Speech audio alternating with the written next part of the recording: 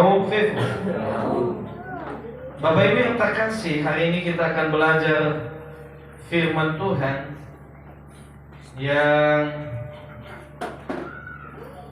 kita ambil dan kita teruskan melalui Injil Matius pasal 8 ayat 23 sampai 27. Injil Matius pasal 8 ayat 23 sampai ayat yang ke-27. Bapak Ibu, saya mengajak kita untuk baca silih berganti. Bapak Ibu untuk bisa mengambil bagian dalam renungan firman ini, sehingga kita adalah orang-orang yang disebut berbahagia. Perikopnya adalah angin ribut diredakan. Saya mulai di ayat yang ke-23. Bapak Ibu saudara-saudara membaca ayat yang ke-24 bergantian kita. Dan pada ayatnya yang ke-27 kita bersama-sama. Begini firman Tuhan. Lalu Yesus naik ke dalam perahu dan murid-muridnya pun mengikutinya. Sepenuhnya mengamuklah angin ribut di dalam itu, sehingga perahu itu timbul gelombang, tetapi Yesus tidur. Maka datanglah murid-muridnya membangunkan dia. Katanya, Tuhan, tolonglah kita binasa. Dia berkata kepada mereka, mengapa kamu takut, kamu yang kurang percaya? Lalu bangunlah Yesus menghardik angin dan danau itu, maka danau itu menjadi teduh sekali. Bersama-sama. Dan heranlah orang-orang itu, katanya, orang apakah dia ini, sehingga angin dan danau pun taat kepadanya. Puji Tuhan, saudara. Yang berbahagia adalah setiap kita yang membaca, merenungkan firman ini, untuk kita boleh hidupkan ia dalam hidup kita masing-masing. Saudara, pada kesempatan ini dalam firman yang kita baca adalah ini kisah yang mungkin seringkali kita saksikan melalui bagaimana Tuhan Yesus menghardik danau ini ataupun badai ini sewaktu ia bersama dengan murid-muridnya di atas perahu yang mungkin perahunya bukan sebesar kapal. Saudara, maka dengan itu saya memberikan tema bagi kita adalah bersama Yesus pasti badai berlalu. Bersama Yesus pasti badai berlalu. Pertanyaannya saudara, bahwa saya percaya dalam kehidupan kita seringkali kita menghadapi berbagai badai dalam hidup kita, berbagai tantangan dalam hidup kita.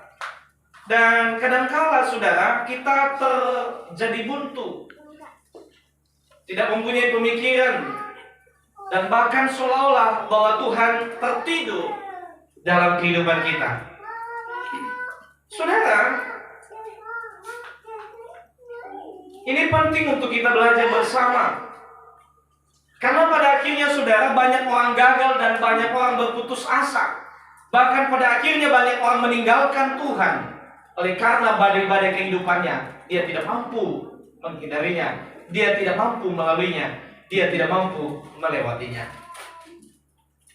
Nah saudara, penting bagi kita bahwa belajar dari kisah yang terjadi ini, sehingga pada akhirnya saudara, taruhannya adalah nyawa kita dan kebinasaan bila kita main-main dalam menjalani hidup ini. Sama seperti murid-murid yang sudah semestinya sudah paham betul tentang Tuhan, yang semestinya kalau kita berpikir mereka sudah setiap hari bersama dengan Tuhan, yang artinya semestinya mereka sudah paham betul bahwa bersama Tuhan badai itu pasti, bersama Tuhan badai itu mereka pasti bisa melewatinya. Apalagi kita hari-hari ini, setiap hari kita berdoa, setiap hari kita beribadah. Semestinya saudara, dalam badai itu kita bukan jatuh, dalam badai itu bukan kita binasa, tetapi dalam badai itu kita bisa mampu menjadi tampil pemenang hingga kita sampai kepada tepi di mana Tuhan menjanjikan tempat yang indah bagi kita. Amin. Amin. Saudara, itu yang menjadi pergumulan kita hari ini.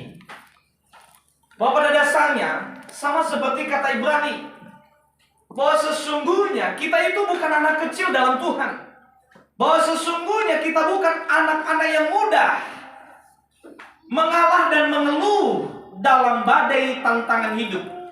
Tetapi sesungguhnya kita itu adalah orang yang sudah dewasa. Sekali lagi, kita itu semestinya orang-orang yang sudah dewasa dalam Tuhan. Sehingga sangat-sangat fatal dan juga aneh apabila kita dalam menjalani hidup ini, bila ada tantangan justru kita mengeluh. Bila ada badai justru kita mengalah. Dalam badai justru kita berbalik arah dan mengatakan Tuhan tidak bersama dengan saya.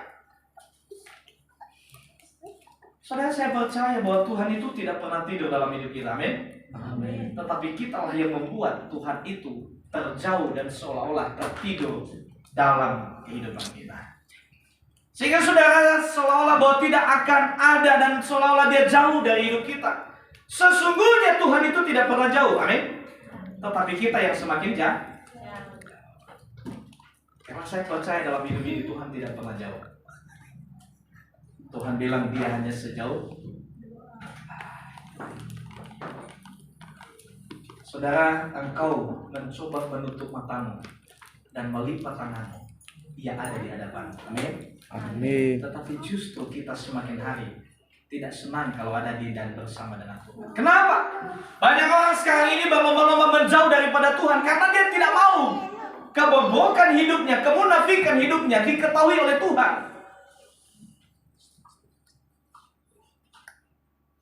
Tetapi apabila dia sedang menghadapi badai, dia bilang Tuhan tertidur. Dia bilang Tuhan menjauh daripada saya. Tetapi sesungguhnya kitalah yang menjauh. Saudara, dalam kisah yang kita lihat tadi, pada saat itu kita membaca bagaimana murid-murid diajak Tuhan Yesus hanya menyeberangi. Dan kalau kita lihat saudara, itu bukan waktu seperti yang lama. Kurang lebih sama seperti jangkauan Sibolga dan Medan. Sibolga dan Medan. Sibolga dan Nias. Artinya saudara, hanya mungkin kalau kapal besar, maka mungkin perjalanannya adalah 8 jam atau sampai 12 jam. Tetapi kalau dia kapal kecil seperti bot, saya pernah ikut berlayar ataupun dari Sibolga ke Nias, dengan bot itu hanya 3 jam, saudara. Baru saya tahu jarak Nias dengan itu ternyata bisa ditempuh 3 jam lewat bot yang kecil itu. Nah, saudara, bersama Yesus pasti badai berlalu. Tetapi pertanyaannya adalah, apakah kita ada dan selalu bersama dengan Yesus? Jangan sampai memutarbalikan bahwa Yesus tidak ada dan tidak mau bersama dengan kita. Karena banyak orang yang berdoa, Tuhan kenapa engkau menjauh? Tuhan kenapa seolah-olah tidak pernah peduli dengan saya? Karena kadang-kala saudara dalam doa kita seperti itu. Tetapi manusia sulit berbicara dalam dirinya sendiri. Dan juga sulit untuk melihat dirinya sendiri. Apakah sebenarnya Tuhan yang menjauh atau kita yang menjauh? Saudara, dalam kisah ini satu hal yang saya pelajari bahwa Tuhan berkuasa atas segalanya. Amin. Amin. Termasuk apapun itu, Allah yang berkuasa. Artinya bahwa saudara termasuk dalam menghardik itu, dia menyatakan kuasanya.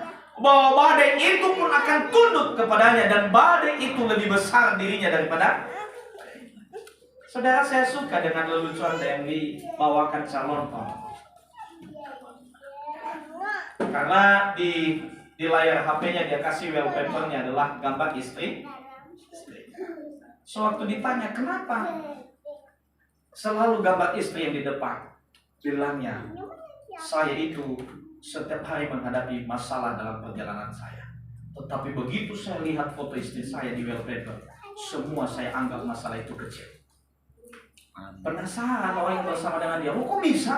Dia bilang masalah terbesar saya ada di sini, sehingga saya anggap masalah yang lain adalah kecil. Kita balikan kenyataan itu, saudara. Jikalau wallpaper hidup kita adalah Yesus Kristus, sehingga kalau itu menjadikan sesuatu yang luar biasa bagi kita, artinya bahwa apa? Yesus lebih luar biasa lagi daripada tantangan hidup. Artinya saudara, wallpaper kehidupan kita yang selalu melekat, tampil di hadapan kita adalah Tuhan. Apabila bila mana kita sedang menghadapi masalah, apabila kita sedang menghadapi tantangan ataupun badai, begitu lihat tampang Tuhan kita Yesus Kristus, langsung berkata, engkau sangat kecil di hadapan Tuhan. Amin. Sehingga saudara, engkau berani melawan badai itu. Dan itu tanda bahwa Yesus berkuasa atas segalanya. Sehingga manusia tidak perlu takut. Sehingga manusia tidak perlu lagi khawatir, saudara. Maka jelas kalimat yang pertama dia bilang di sana adalah, kenapa engkau takut? Pertanyaan itu sangat besar maknanya, saudara. Karena sesungguhnya melihat perjalanan mereka bersama-sama, seyogianya mereka itu punya keyakinan dan iman paling tidak sebiji sesawi. Orang setiap hari dia melihat bagaimana Yesus bertindak, bagaimana Yesus berkuasa atas segalanya, menyembuhkan segala penyakit, bahkan pun orang-orang yang kerasukan dalam haklik satu kata kalimat, maka orang itu langsung sembuh dalam kerasukannya. Saudara, pertanyaan kita adalah, kenapa orang masih takut? Sementara mereka sudah bersama-sama dengan Tuhan, bukan lagi hanya 1 jam sehari, tetapi mungkin puluhan hari. Nah saudara, itu menjadi pertanyaan bagi kita. Dan banyak orang percaya hari ini masih takut dalam menjalani hidupnya, takut menjalani masa depannya. Sebab kenapa? Karena dia masih meragukan Tuhannya dan masih belum percaya sepenuhnya kepada Tuhannya. Karena saya perhatikan saudara, kenapa manusia tidak menyadari keberadaan Yesus dan keberadaan kuasa Yesus dalam menghadapi badai kehidupan ini? Karena yang pertama adalah terlalu ketakutan yang menguasai hidupnya. Bila mana ketakutan yang menguasai hidup seseorang, maka saudara, apapun kehidupannya, dia berat untuk melangkah. Dan pasti itu semangatnya sudah mulai kendor. Maka saya perhatikan, ketakutan itu tidak pernah menghasilkan yang baik dalam hidup kita. Amin. Tetapi masih heran banyak orang yang masih takut akan hidup ini. Karena pada akhirnya ketakutan itu menggerogoti semangat kita.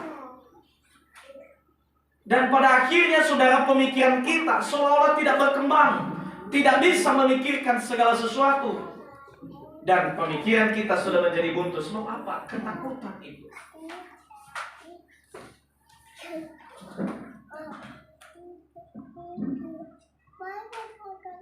Sehingga saudara, dia tidak bisa bertindak. Dan orang yang ketakutan tidak tahu harus berbuat apa. Makanya hilangkan ketakutan itu saudara dalam hidupmu. Karena pada akhirnya ketakutan itu tidak menghasilkan apa yang baik. Sehingga sewaktu murid-murid itu ketakutan, mereka tidak berpikir bahwa dalam nama Yesus badai itu bisa ditenangkan. Dan pasti kalau Yesus bersama mereka, kalau ketakutan tidak menguasai mereka, pasti mereka bilang, kita gak mungkin binasa. Sebab apa? Yesus bersama dengan saudara. Karena ketakutan, sehingga pada akhirnya mereka melupakan kuasa Tuhan. Dan pada akhirnya pun mereka mulai meragukan kuasa Tuhan. Dan secara tidak langsung sebenarnya, orang yang ketakutan dalam hidupnya adalah orang yang masih meragukan Tuhan dalam hidupnya. Itu jelas. Sebab pada akhirnya jika orang itu yakin akan Tuhannya, dia tidak pernah akan ragu akan masa depannya. Tidak khawatir akan masa esoknya, saudara. Dan pada akhirnya banyak orang yang ketakutan ini meninggalkan Tuhan, saudara. Contohnya aja, ada orang kaya.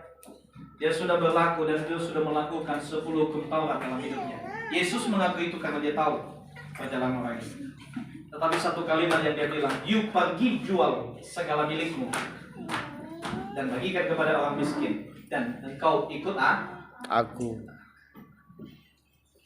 Saudara, karena ketakutannya bukan karena takut hal yang lain, tetapi karena dia tahu, dia masih mengandalkan, saya bisa hidup karena kekayaannya. Sehingga tanpa kekayaan dia merasa ketakutan. Bagaimana saya bisa hidup? Bagaimana masa depanku jika kekayaan itu tidak ada?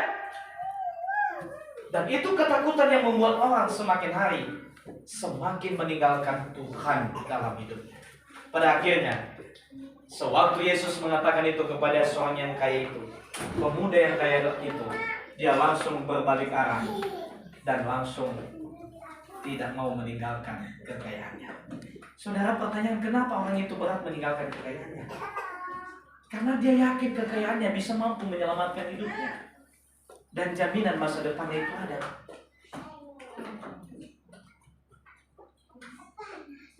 Dan dia masih ketakutan bagaimana nanti bisa hidup apabila kekayaan itu tidak ada. Makanya banyak orang begitu terjual rumahnya langsung kelihatan, atau apalagi kalau bangkrut perusahaannya, maka orang itu langsung sekonyong-konyong, langsung stres. Sebab apa, saudara? Karena takut kehilangan. Iya, saudara, ketakutan ini tidak menghasilkan apa yang baik.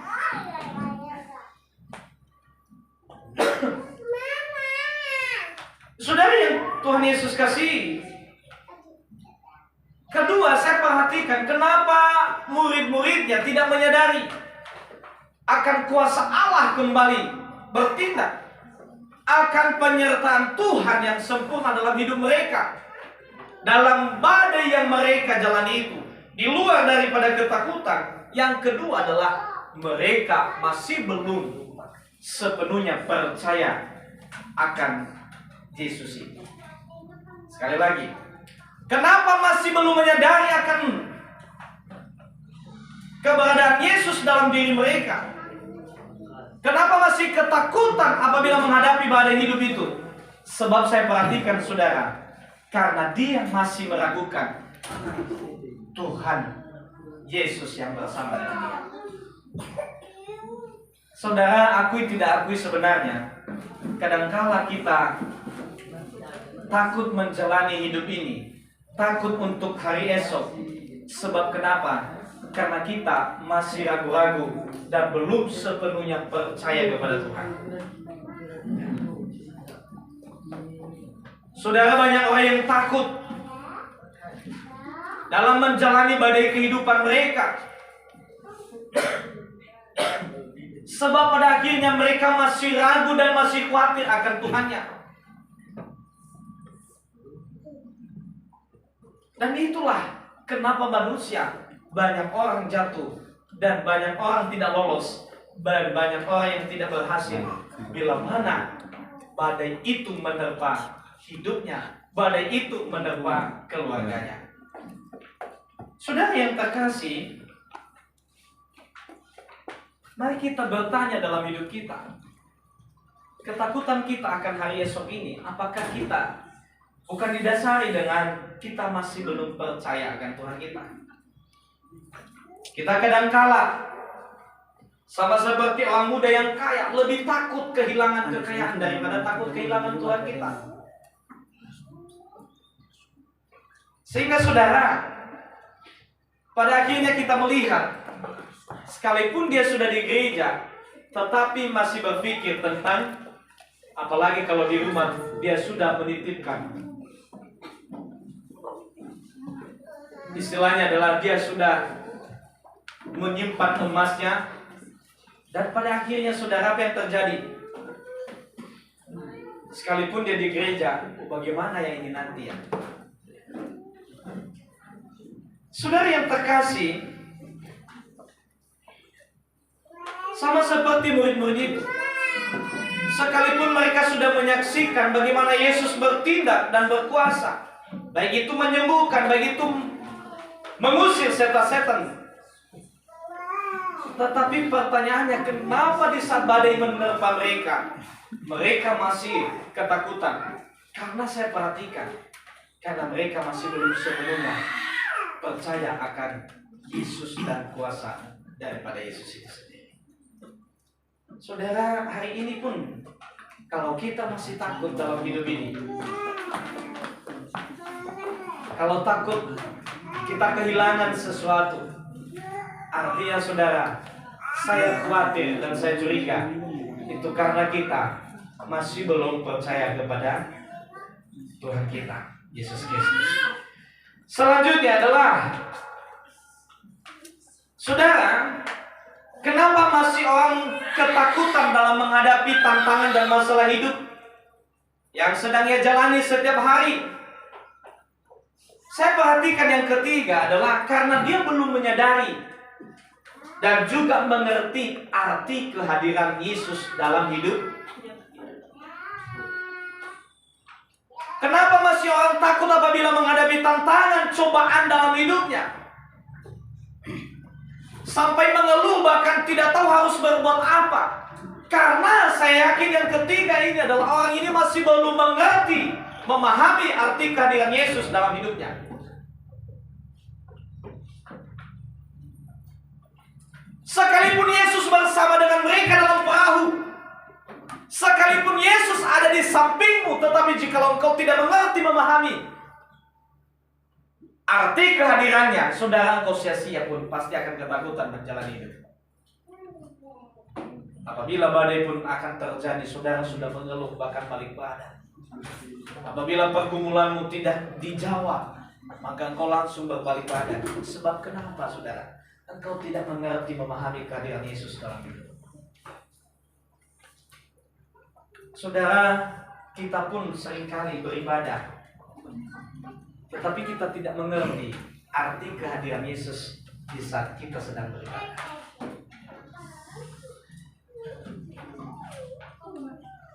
Sehingga saudara, setiap gerakan kita pun seolah-olah tidak bermakna.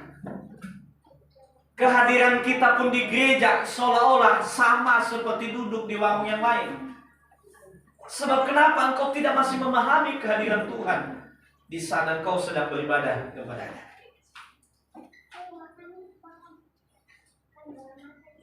Saudara yang terkasih dalam nama Tuhan Yesus,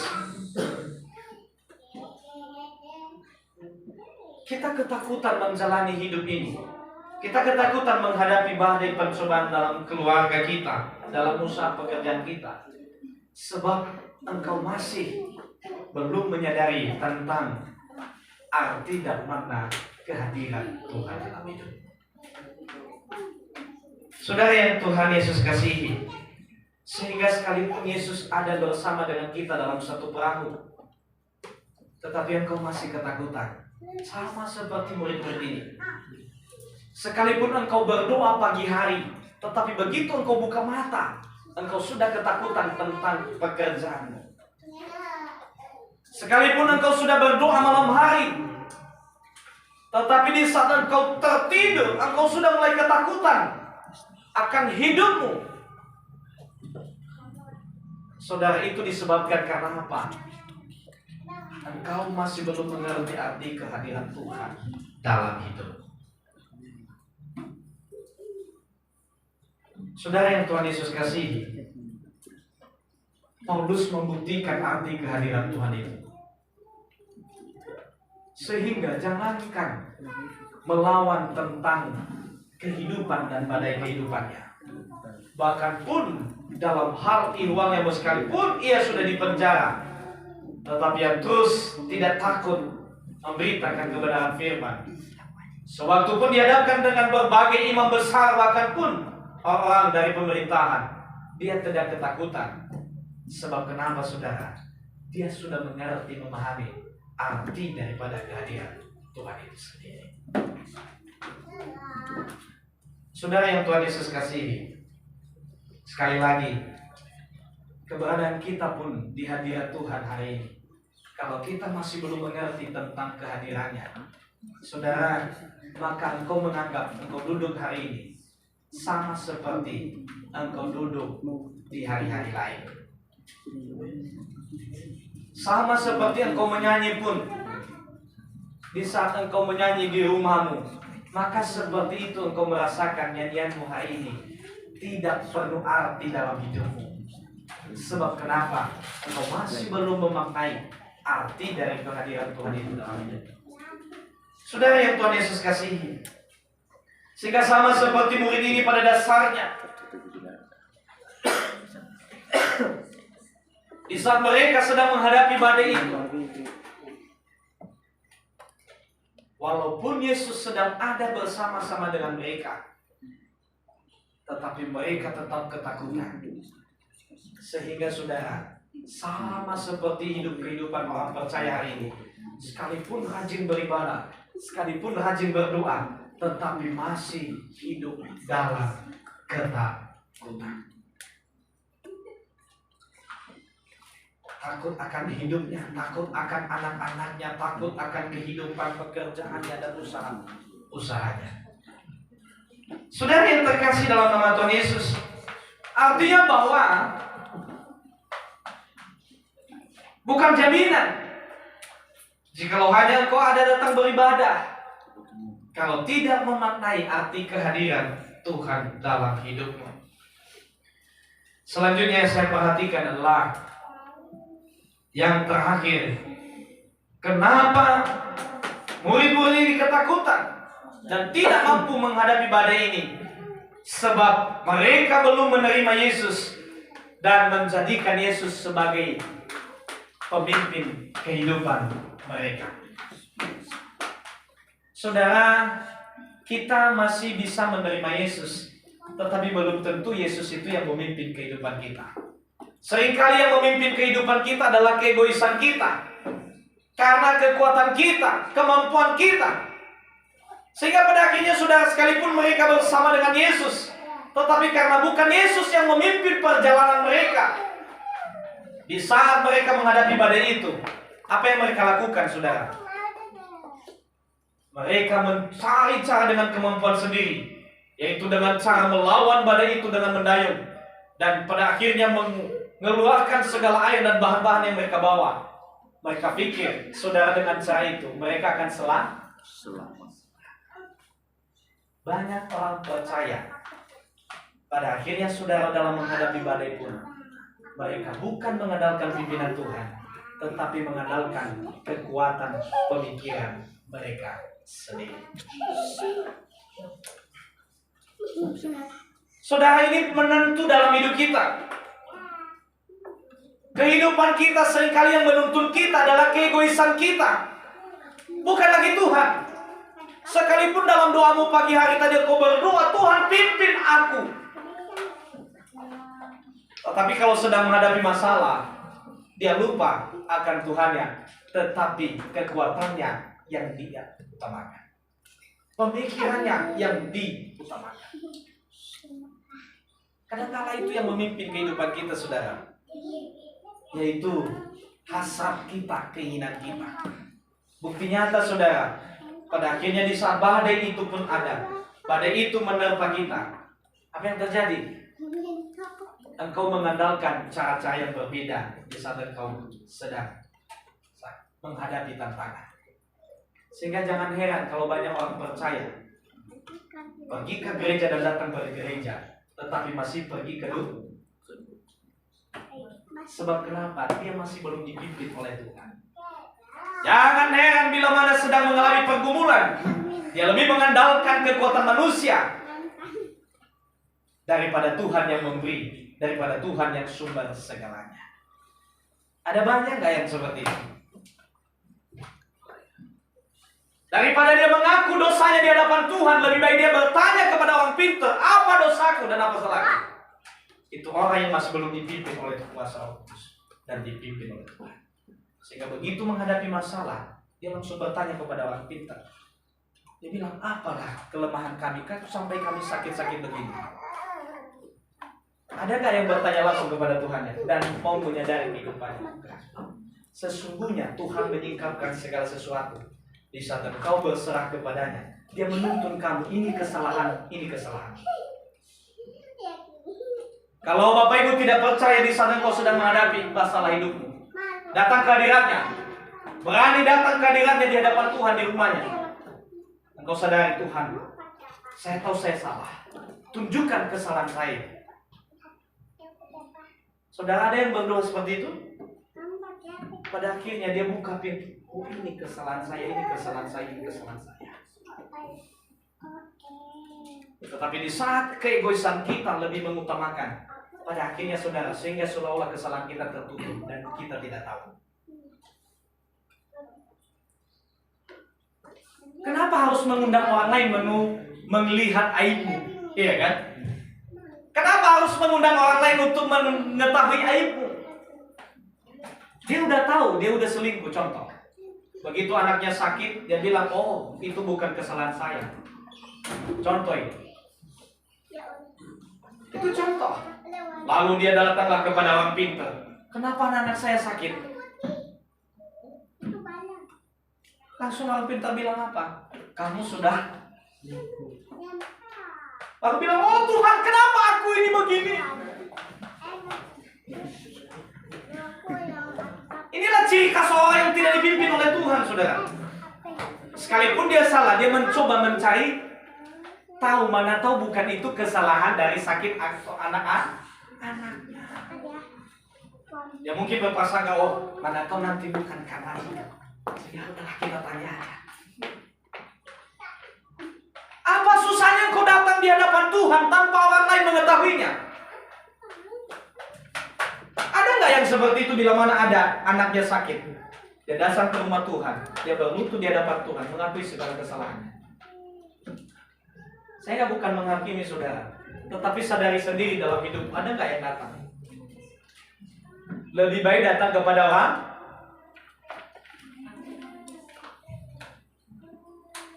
Sekali lagi, segala kelemahan kita dalam menghadapi badai dan tantangan hidup. Sebab kenapa saudara? Karena hidup kita bukan lagi dipimpin oleh Tuhan, tetapi keegoisan kita, hasad keinginan dunia kita, itulah yang memimpin hidup kita. Sehingga tidak heran banyak orang percaya sekalipun dia rajin beribadah. Makanya jelas kata orang tua dalam nyanyian-nyanyian lagu lama di buku Zinunun, alaina fahabamuhu fahah kesilala Amiku. sebab kehidupannya tidak dipimpin oleh Tuhan. Dia datang pun beribadah, bukan dipimpin oleh Tuhan. Sangat berbeda saudara bila mana orang datang beribadah dengan dipimpin oleh Tuhan. Kalau engkau mau mengetahui perbedaan itu, datang ke hadapannya. Tuhan, saya mau dipimpin oleh Tuhan dalam peribadatan ini. Engkau merasakannya saudara. Sehingga jangan heran ada yang menangis di saat dia menyanyi. Bukan karena berarti itu standar orang dipimpin. Maksud saya adalah ada yang tiba-tiba. Jangan heran bila mana dia sedang bersaksi di hadapan ini, tiba-tiba air matanya mencucuk. Tetapi saudara, coba, ada juga yang menyanyi, tetapi dia tidak merasakan kalau dia sedang menyanyi memuji Tuhan di rumah Tuhan. Saudara yang terkasih dalam nama Tuhan Yesus, kalimat terakhir ini yang menentukan kita tidak takut dan mampu menghadapi badai. Dan pasti itu, badai itu akan berlalu di saat hidupmu, keluargamu bukan lagi dipimpin oleh keegoisanmu dan hasrat keinginanmu, tetapi dipimpin oleh Tuhanmu sendiri. Para saudara yang terkasih, mari kita memohon pimpinan pada Tuhan. Sehingga pada akhirnya segala tindakan-tindakan yang tidak semestinya terjauhkan dalam hidup kita.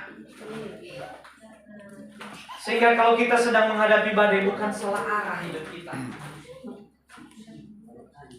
Sehingga di saat anak kita sakit atau kita sedang mengalami tantangan dalam keluarga kita, kita tidak langsung salah arah dalam menjalaninya. Saudara, sekali lagi, semestinya kita harus kembali kepada Tuhan. Dan itu bila mana kita dipimpin oleh. Dan ini kalimat terakhir saya. Kalimat terakhir firman Tuhan hari ini. Bila mana engkau tidak takut menghadapi badai, engkau mampu menjalani badai tantangan hidupmu, keluargamu, maka saudara, jaminan terakhirnya adalah engkau harus dipimpin oleh Tuhan. Amin. Amin.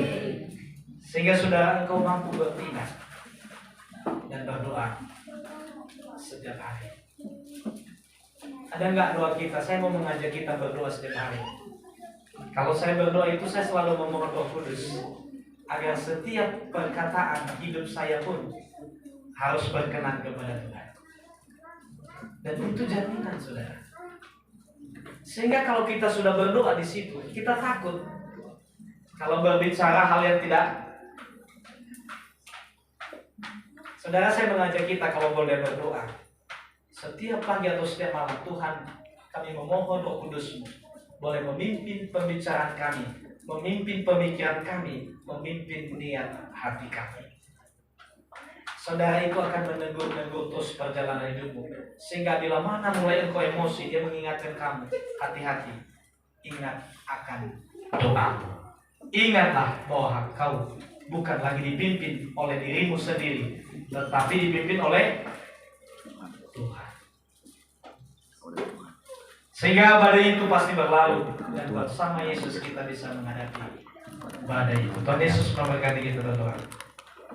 Terpujilah Tuhan, terima kasih. Kami sudah mendengarkan kebenaran firman, belajar dari murid-murid-Mu ya Tuhan, yang pada akhirnya ketakutan di saat mereka sedang menghadapi badai hidup mereka. Mereka tidak mengingat bahwa Yesus bersama dengan mereka. Mereka tidak mampu mengerti arti kehadiran-Mu ya Tuhan. Sehingga dalam perjalanan mereka bukan lagi dipimpin oleh Tuhan, tetapi dengan ketakutan, dengan keegoisan mereka, dengan kekuatan mereka sendiri. Sehingga Tuhan, pada akhirnya mereka baru sadar kembali bahwa Yesus ada bersama dengan mereka. Terpujilah Tuhan. Kadangkala kami sendiri dalam menghadapi tantangan, pergumulan, persoalan hidup kami, seringkali kami ketakutan terlebih dahulu ya Tuhan yang menguasai kami. Sementara ketakutan itu tidak menghasilkan yang baik, dan di dalamnya kami seolah-olah mengkhawatirkan dan meragukan akan kuasa Tuhan. Tetapi sesungguhnya Tuhan, Engkau berkuasa atas segala bumi dan segala isinya. Engkau berkuasa atas segala kekuatan kuasa yang ada di dunia ini. Tetapi karena kami tidak mampu mengerti, memahami arti kehadiran-Mu ya Tuhan, dengan kami tidak dipimpin oleh Tuhan, tetapi dikuasai oleh kehidupan kami dan hasrat kami, sehingga Tuhan kami boleh mengeluh, dan pada akhirnya kami berkata kami binasa. Terpujilah Tuhan, terima kasih melalui firman ini. Hamba-Mu terbatas dalam memberikan firman ini ya Tuhan, tetapi Roh Allah yang tak terbatas akan terus memberkati firman ini.